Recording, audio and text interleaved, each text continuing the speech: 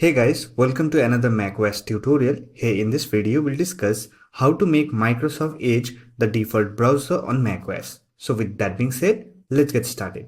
On macOS, there are two methods to do so. First one is using system settings. Click on desktop and dock and here look for default web browser option. Now from the drop-down menu, simply select Microsoft Edge browser. There is also another method to make Microsoft Edge the default browser.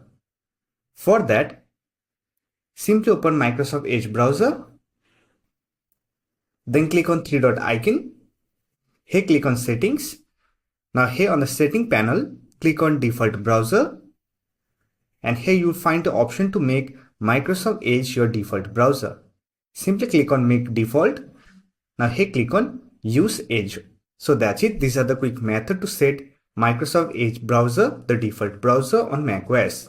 I hope this video was helpful to you. If you found this video helpful, don't forget to hit that like button and subscribe the channel for more Mac related videos. Bye for now. See you next video.